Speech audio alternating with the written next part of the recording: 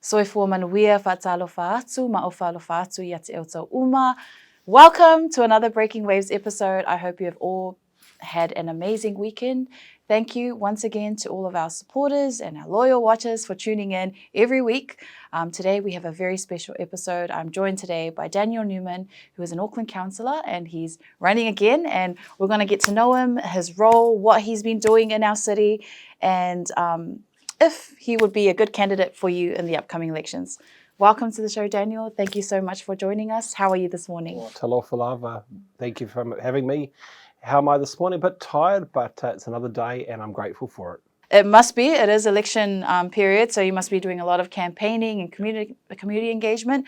But before we get into that, tell us about yourself. Who are you? Well, I'm a husband. I'm married to Lizzie. We live in Wattle Downs in Manurewa. We own two little dogs, Cookie and Millie. I took them for a walk first thing this morning. They keep us alive and active. I attend St Anne's Catholic Church in Manurewa.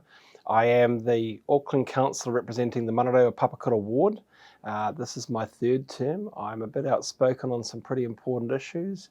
I love my rugby, I love my cricket, I love my sport. I wish I was better at it. I went to Papakura High School. I consider myself very much a Papakura boy, and I'm just so grateful for the opportunity to serve in the roles that I have. My background is in public policy and planning, but this is a public service, and I acknowledge the solemnity of that because it creates a real challenge for me representing this very diverse community which is rapidly growing. I love that. Tell us what made you want to get into this line of work. I've been a representative on the Manurewa Community Board and the Manukau City Council for one term a long time ago. I mean, I'll be 49 in a few weeks, so this is when I was very young, but I retired from that and I was involved in private life and the roles that I had in public policy, working for a large utility provider. And I decided that, look, my time in local government had passed, but then I found myself reading the paper and watching the news and seeing things in the community that I didn't like. And I thought, I reckon I could do a better job at this. So I made the decision to put my name in the hat, and I campaigned for re-election for the election in 2016 against Sir John Walker and Cullen Penrose, the former mayor of Papakura. Yes. And I campaigned pretty hard and I topped the poll. So it was a surprise to some, possibly a bit of a surprise to me, but I got there, and it was largely because I felt that I could do a better job at addressing some of the big infrastructure issues than my opponents. And that's what I campaigned on, and I'm still at it. This show obviously is mostly watched by Pacific Islanders, especially in the South Auckland region, and we have a very low voter turnout. And part of my understanding of that is because there's a lack of understanding of the role council plays, the role local board plays. If you were to explain this to me, like I'm 5, what does the Auckland Council do, and who do they serve? Your listeners this morning, when they put their rubbish bin out, the rubbish is collected by council. When they turn on the tap, the water that comes out, that is a utility provider owned by council. The roads that are sealed, potholes that you see that need to be addressed, that is a utility provider owned by council. The parks that need to be mowed, those parks are owned by council. There are many, many services that people use every day of their lives which are provided by council, and it's important that we maintain good standards, that we try for better standards, because that is what the council does. So your audience, unfortunately, historically haven't voted to the extent they should. I wish they would vote in higher numbers, maybe they will this time, but the risk is that they are not part of the conversation when they don't vote, because the services that the council provides are services that your listeners need. And yeah, I think that's really important for people to understand, is that those decisions matter. And I know that there was recently, they were going to lay out a trial in areas in South Auckland to have rubbish bins collected in 2 weeks. And my understanding of Pacific families in those areas is very large family households. Even our celebrations, we get together every Sunday, probably more than once a week, to have food gatherings because we're very communal and we're attached to each other that way with families. It'll affect us a lot if it's 2 weeks. What was your opinion about that? I was the only South Auckland councillor to vote to oppose a fortnightly rubbish collection trial. We will have that debate around whether to go ahead with that trial early after this election. So this election counts. I was the only South Auckland councillor to oppose a fortnightly rubbish collection trial because I know what those streets look like in my ward, and I know that your audience are people who need that weekly service. Some people could get by with a fortnightly service, but the majority would want the choice and the convenience of it. And even for smaller households like ours, we could do fine on a fortnightly service, but it's not for us. The weekly service that we support is a service for our neighbours who need that convenience every 7 days, not every 14 days. So this is a conversation that needs to be had, and you can be assured that in that debate I said I don't want my ward to be part of a fortnightly trial. I want a permanent region-wide weekly service. That's so interesting that you're the only councillor that opposed that. And I guess there's always that conversation around representation, and I'm pretty sure there's Pacific councillors on that who are engaged with our community, I guess, who may understand, but it's kind of upsetting for me. I'm just being real here. Upsetting for me that you are the only one who opposed that. A conservative Palangi councillor in Manurewa-Papakura was the only one in South Auckland to put up his hand and say, we should not have a fortnightly trial. Now that says a number of things about a number of issues. Number one, it says, I support the weekly service. It also raises the question as to why my Pacific colleagues sitting around that council table couldn't put their hand up and vote the same way as me. But that's a matter that you can put to them. Absolutely. I'd love to ask them why they made that decision. So what are kind of like the biggest problems that you're seeing right now in Auckland that needs fixing? Well, everybody that's getting their rates bill at the moment will know that the council's got to fix its budget because the cost of living is increasing, but wages and salaries haven't been increasing as much to keep up with spiralling rate increases. So clearly, I want to see the council continue to focus on trying to get value for money and hold down costs. The council needs to ensure that we maintain our roading assets well. It needs to ensure that we've got drains that work because climate change is affecting us. Storm events are putting our network under huge pressure. We've got a big issue with roaming dogs. Your audience will need to be aware that in a few weeks' time we're going to release an annual report which shows the number of dogs that have been caught and euthanized in the animal management shelters owned by Auckland Council has skyrocketed. And the majority of those dogs have been euthanized that have come. The majority of dogs that have been euthanized came into the McLaughlin Road shelter in my ward in South Auckland. That's a big problem. We need to de-sex our dogs to control that population, to reduce the risk of attacks from roaming dogs. These are some of the major issues that I'm dealing with, but I am absolutely putting on the ballot paper that weekly rubbish collection service because I want to defend it. Yes. The roaming dogs of Manurewa. I've seen so many TikToks of dogs on roofs. I'm like, how did that dog even get up there? And, dogs just walking on the road. So I'm so glad that you're addressing that issue. And, people don't even feel safe to go for a run, to take their kids to the park. You could meet up with a dog that'll just attack you. So I'm glad that you're focused on that. It's a tough one because I get it. Responsible dog owners, ratepayers who don't own dogs will say, why are we having to pay rates in order to fund in-house dog de-sexing services for people who haven't done the right thing? And the truth is, the only way that we can manage this population of dogs is to de-sex them. Because one dog that is not spayed, the multiplier effect of that dog over several years with all those litters and all those unspayed litters that come out, that dog can be responsible for several thousand dogs in South Auckland that we don't know about that can be roaming around. I am concerned for the well-being of my community. I'm concerned for the well-being of the other animals. And most importantly, the dogs themselves. Frankly, no dog should be living in that condition. So I think it's an important issue, and I'm certainly up for a dog de-sexing program. Yeah, that'll be really good. So riding on the lines of, the low voter turnout, what are people risking when they don't engage in the voting process for council or even local board elections? What are they risking?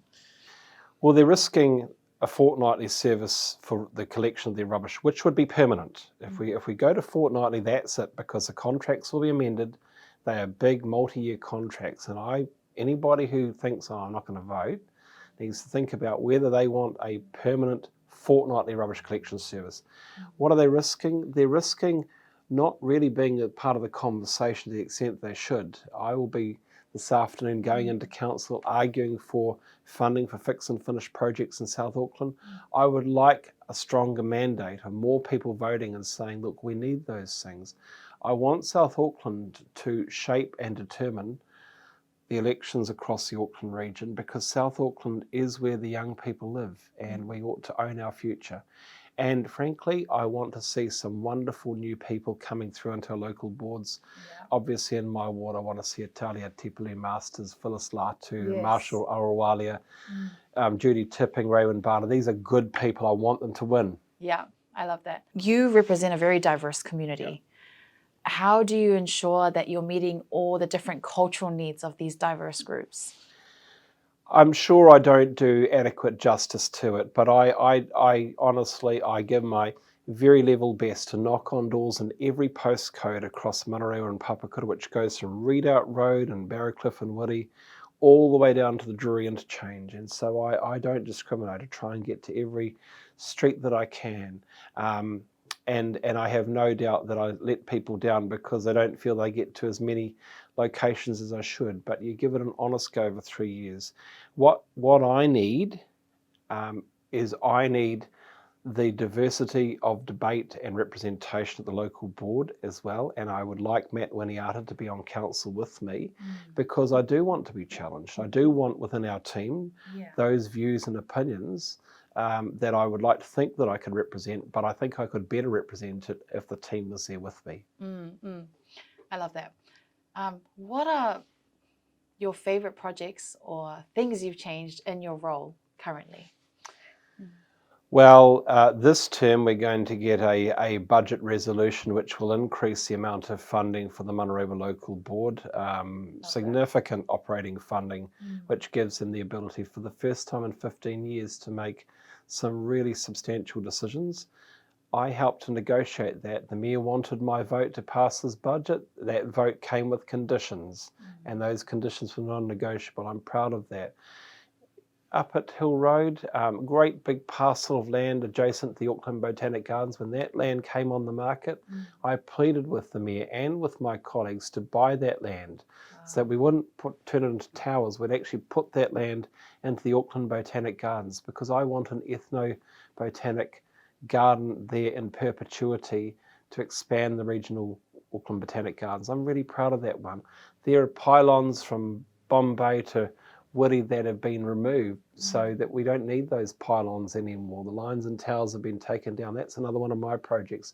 There are projects all over my ward, sports facilities, infrastructure, where I've been part of that, and I'm grateful for that. But I want to share that win with the community, so it's the community's win.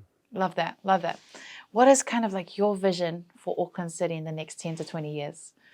My vision is that we focus on all villages within it, that we don't just focus on the waterfront of the CBD. They are important. They are commercial mercantile hubs.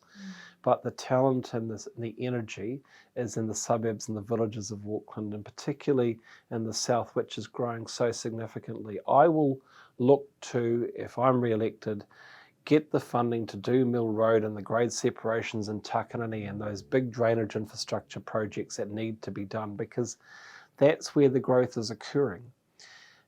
I would like to think that we're going to have some public policy debates with central government where we look at doing housing a bit differently, where we look to try and expand opportunities for individuals to build their wells, to increase private home ownership. But the most important thing that I can do at the moment is save that weekly rubbish collection service, because every single week it's so important. I love that.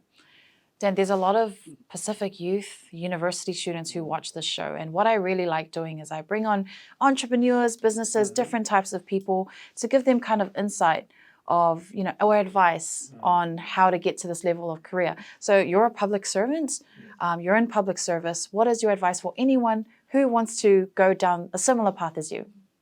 My view is to care very much about your community and put the community's need ahead of your own. I actually took a big pay cut when I got this job. I was elected to a position for which I earn a lot less in this role than I had in my previous life. But you can't do this role, in my view, unless you are authentically interested in helping other people and that you are prepared to make sacrifices for that. You will earn less, you will work much harder, you will take a lot of criticism. I take fearsome amounts of criticism on social media from people that I've never ever met. You just have to live with that, work past it. But if you care about your community, if you're prepared to go out there to do the hard yards, not just a month or two before polling day, but for years and years and years, yeah, you can make that contribution. But I want people to get involved in public life, because I think it is a noble tradition. And elections is coming up soon. I'm going to give you as much time as you need to tell people why they should vote for you. I think people should vote for me because they know when you vote for Daniel Newman, you're voting for someone who will bat in the corner for you and the interests of our community. I know that I'm not going to please everybody, but I owe my constituents my good judgment.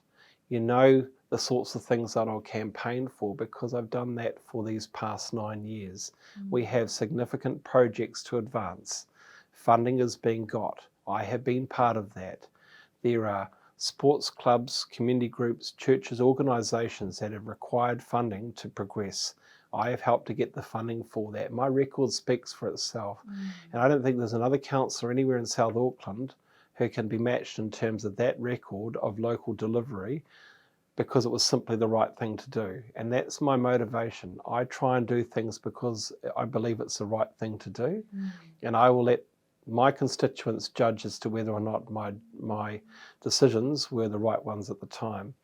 The other thing I'll say is that I'm very loyal to my constituency. I've had the opportunity to look at other options, but I have always considered that my 3-year term is a covenant. It's a relationship with my constituents that I need to uphold. So I haven't walked away from this, because in the end I will be judged by my constituents, and it's up to them to determine that.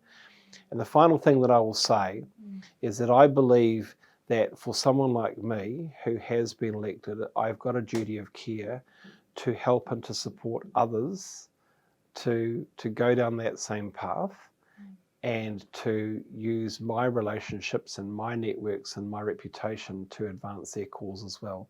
So when you're voting for me, you're voting for somebody that will support Italia and Matt and Phyllis and others to come through, and I'm very proud of that.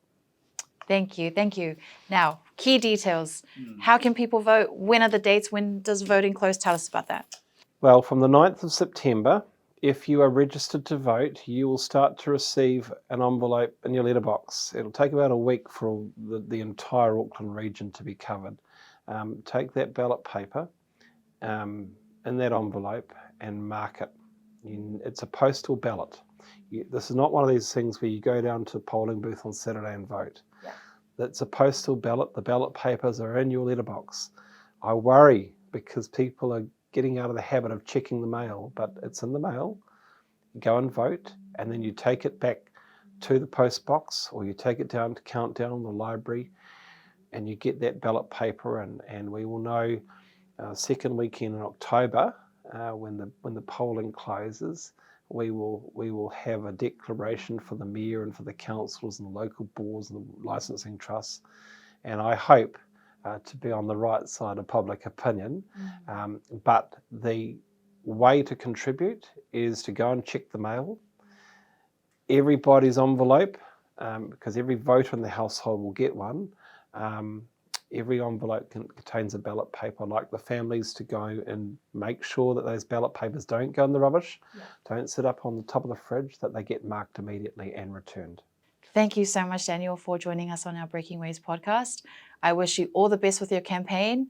We will be supporting you. Vote Daniel Newman, Auckland Councillor. So I wish you well on your journey. And we hope that you keep pushing for your own community. And thank you so much. Thank you very much. Daniel, Matt, Manurewa-Papakura Action Team, we really appreciate the opportunity to have this reflection today. Breaking Waves.